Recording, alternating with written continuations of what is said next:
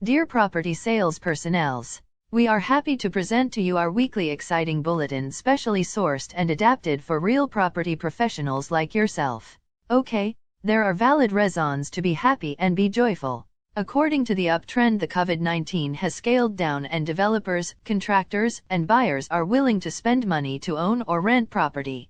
By the way, if you don't know me yet, my name is Madam Sophia, a virtual assistant to CTM Joseph NG, your sales and marketing e-coach and e-mentor. Yours truly will deliver this week's positive message. Alright, without delay, here is the news. Red hot news: developers expected to sustain sales momentum. Pedaling Jaya, property sales momentum will likely remain decent next year in tandem with the expected economic recovery. However, property developers will likely experience greater margin pressure due to rising costs. This is according to RHB research, which noted that prices for many key commodities such as crude oil, aluminium, steel bar, and copper have risen significantly, by 20% to 50% year-to-date. Developers, especially those with many high-rise projects, are expected to absorb some of the construction costs that may be passed on by contractors. On the other hand, developers are not in position to pass on the higher building material costs to their buyers, as the current market environment does not allow good property price growth, said the brokerage. RHB research also noted that over the years, developers' profit margins had been trending down as they are selling more mid-range products and offering attractive discounts and rebates to draw buyers. It maintained its neutral call on the property sector, which has rallied quite strongly, especially over the last 2 weeks. The Bursa Malaysia Property Index has appreciated 7% to 4% versus a flat performance for the FBMKLCI since the reopening of the economy in early September. Given the budget 2022 disappointment, many property stocks are expected to see some correction over the near term.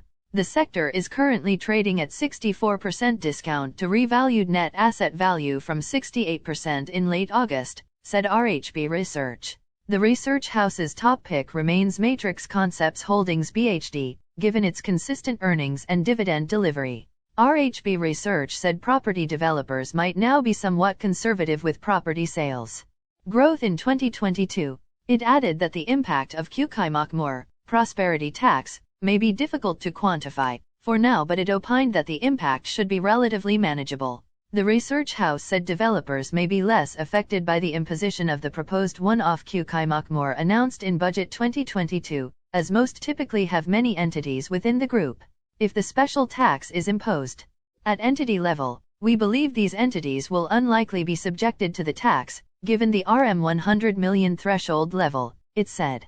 Also, RHB Research opined that the negative sentiment on the macroeconomic front and lack of new mega infrastructure projects in pump priming will mean developers may be less aggressive in pursuing significantly higher property sales next year. It said the lack of new mega infrastructure projects in Budget 2022 is another disappointment. Such developments, for example the Mass Rapid Transit project, apart from the associated multiplier effect in the economy, would typically yield a positive spill over to the property market. Hence, the sector will probably have to continue tapping on the current ongoing infrastructure projects to spearhead the recovery, said the research house. End of news source: The Star Papers, November 13, 2021. By the way, are you happy with this week's bulletin? I hope you do. As for myself, it is very heartening. You ask why? It is these positive mindset that developers and other parties adapt and wants to stimulate the activities in the real estate markets. P.S. Please give us a thumbs up. Also do subscribe to our channel so you would not miss out any of our practical and useful video clips. We love your feedbacks to improve the quality of our weekly bulletin. Alright. PPS. Before we part company, may I introduce Madam Florence, another virtual assistant to CTM Joseph. She will deliver a free chapter of the book, How to Close Every Sale and Every Time. Until we meet again, this is Madam Sophia wishing you sayonara and happy selling. Thanks a million. Thank you, Madam Sophia, for appointing me to deliver the Chapter 17, i.e. the final objection, close. It's from the book, How to Close Every Sale and Every Time, written and published by author CTM Joseph Ng. Without speaking another word, may I introduce myself as Madam Florence, another virtual assistant to CTM Joseph Ng. All right. Here is the chapter. The final objection, close quote. I find that this close works very well when I have been going back and forth with a potential client who just doesn't commit whatever reasons. Lasse Blumenthal in his book Great Sales by Today's Great Salesman. Believe it or not, this chapter is one of the easiest ways to close most sales. In truth, you have to read the entire chapter to agree with me in total. Agree or not? Let me start with a preview to the final objection, close. All right. In this case, in your mind you take the first objection you hear and make it the last objection. Let me set the scene for you. Normally, when you reach for your first close, a man seldom says yes. Usually he gives you an objection. Isn't that right? What do? You answer the objection. Does that get you a close? All he does is he pop you another objection. So, when you get involved in this dead nail sales close, the prospect, would he think up more objections than you can answer, or can you answer more objections than think up? And as fast as you kill one objection, he pops another. That said, would you have a method of taking the first objection that you hear and making it the last one that you hear? All right, this is how you do it. Here is the 7 steps formula in brief. That is step 1, hear him out. Step 2, sell him his objection. Step 3, confirm the objection. Step 4, question the objection. Step 5, answer the objection. Step 6, confirm the answer. Step 7, close the sale. For starters, you hear him out. Don't make the mistake that most salesmen do. Hearing 3 words and thinking you'll know what he is going to say. And so you jump in and then try to answer it. After you have listened to his objection, you immediately sell it to him by overcoming his own objection. Step 2, sell him his objection. Here's how you sell him on his objection. You expand on it and you look defeated. You get a fix on your expression. Do look as if you have been completely defeated. You got to look licked. Well, I understand it, sir. You feel that the gas mileage on this car is not good enough. Inadequate to save you the amount of money that you think you have to save in the operation of an automobile. Look then, what have I done? You see, he has just objected to the possibility of low gas mileage. I will look a little defeated. I just repeat what he said. Step 3, confirm the objection. You don't get enough mileage on this car. I expand on. I made it a little larger.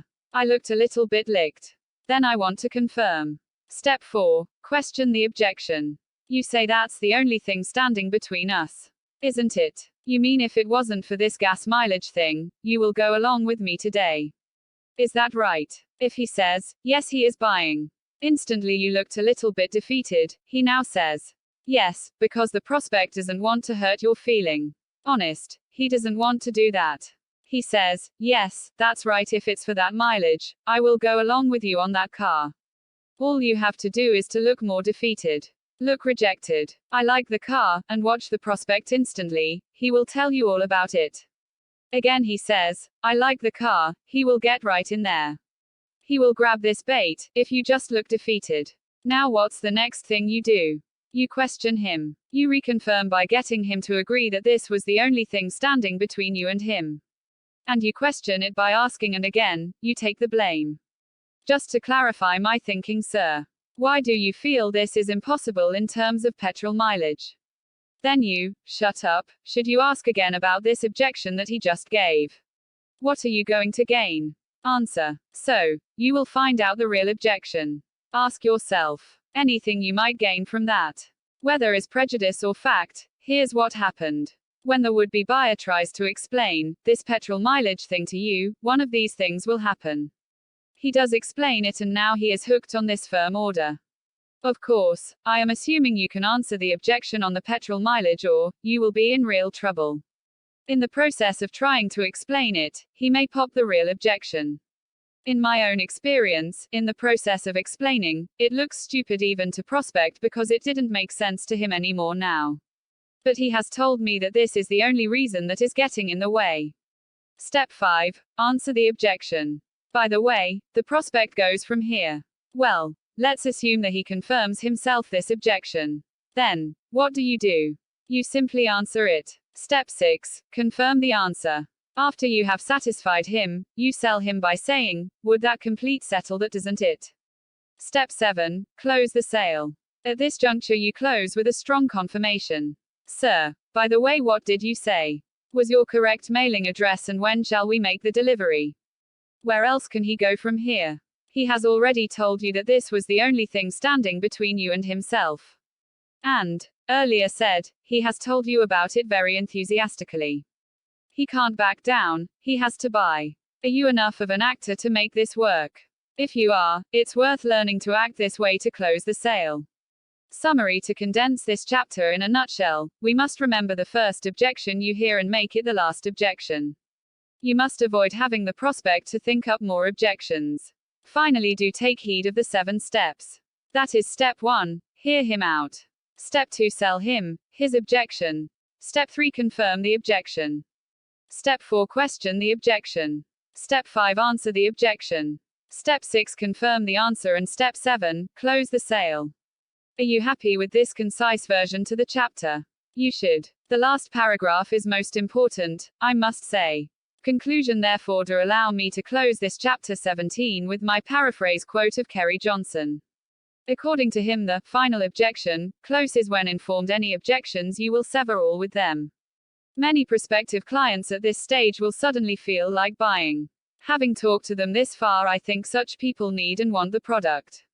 But they are a little afraid to spend the money and will say, yes, with the final objection. Am I right? A definite yes if you ask me. With the paraphrase quote, I shall exist this chapter gracefully. Okay, thanks. P.S. If you like this chapter and the ebook, you can always order this ebook by contacting the author personally, ctmjoseph@josephsing@gmail.com, or WhatsApp him at 601-2387-8592. This ebook is currently on offer at only $1.99 or RM 8.00 for exclusively for sales professionals like yourself. It is for limited time only. So, hurry now to secure your order.